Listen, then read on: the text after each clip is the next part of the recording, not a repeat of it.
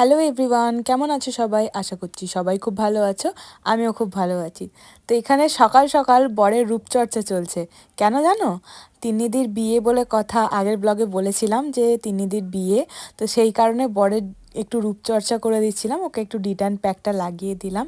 তারপর সকাল থেকে যা যা কাজ ছিল সমস্ত কিছু করে আমি দুপুরবেলায় চলে গিয়েছিলাম তিন্নিদিদের বাড়িতে আইব্রো ভাত দেখতে। তিন্নিদির আজকে আইব্রো ভাত, বিয়ের আগের দিন আইব্রো ভাত আছে। তো আমি যখন এসে পৌঁছেছি, জাস্ট ওদের ফটোশ্যুট করছি। ওদের সবার ফেসগুলো দেখো আমাকে হঠাৎ দেখে। আমি যখন তিন্নিদিতে বাড়ি ঢুকলাম, তিন্নিদি অলরেডি বসে গিয়েছিল, খাবার প্লেট সাজানো হয়ে গিয়েছিল, সমস্ত কিছু হয়ে গেছিলো, ফটোশ্যুট চলছিল। আমি জাস্ট তখনই ঢুকেছি, একদম লাস্ট মোমেন্টে ঢুকেছিলাম। আসলে আইব্রো ভাতে যাওয়ার আমার কোনো কথা ছিল না, কিন্তু সবাইকে ওদেরকে খুব মিস করছিলাম। আর তিন্নিদি, আমার দিদি স্পেশালি খুব জোর করে আমাকে ওখানে ডেকে নিয়ে গিয়েছিল। তো কিছুক্ষণের জন্য গিয়েছিলাম, সবাই মিলে ফটো ফটো তুললাম, বেশ ভালোই লাগছিল। আমার স্পেশালি মনটা খারাপ করছিল, কারণ সবাই ওখানে উপস্থিত ছিল, শুধু আমি বাদে। ওরা খুবই মজা করছিল, সেই কারণে আমার একটু দুঃখ হয়ে গিয়েছিল।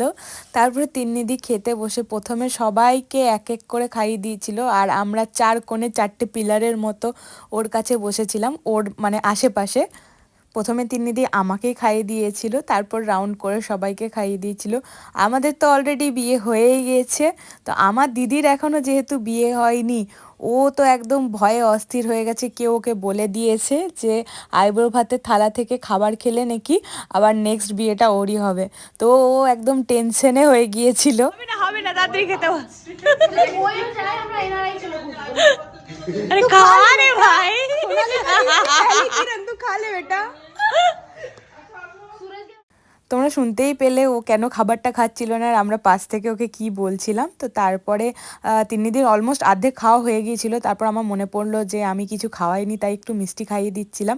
আর তারপর আমি চলে গিয়েছিলাম তিন্নিদির যেখানে মেহেন্দি হবে সেই জায়গাটা দেখতে। কত সুন্দর ডেকোরেশন করেছে দেখো, রাতে আরও অপূর্ব লাগবে, লাইটিং ওয়াইটিং থাকবে, তো খুব সুন্দর লাগবে। তো আমি ওখানে দেখে আসার পর তারপর গাড়ি নিয়ে আমি বেরিয়ে যাচ্ছি, আমি আর দিদি।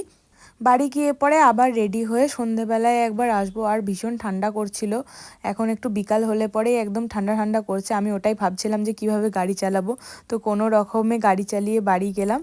বাড়িতে গিয়ে একটু রেস্ট করার পর সন্ধেবেলায় দুজনে মিলে রেডি হয়ে একদম বেরিয়ে চলে এসেছিলাম। দেখতেই পারছো আমাদের এখানে এতটাই ঠান্ডা পড়েছে, জ্যাকেট ছাড়া তো একদম মানে চলাই যাবে না। আমাকে তো দেখতেই পাচ্ছ, পুরো একদম ভুট কম্বল হয়ে বেরিয়েছিলাম। গাড়ি চালালে যে কী ভীষণ ঠান্ডা লাগে শীতকালে, সেটা একমাত্র যারা গাড়ি চালায় তারাই জানে। আমরা চলে গেলাম ব্রাইডের কাছে। তো ব্রাইডকে দেখো কত গর্জিয়াস লাগছিল, একদম পুরো বারবি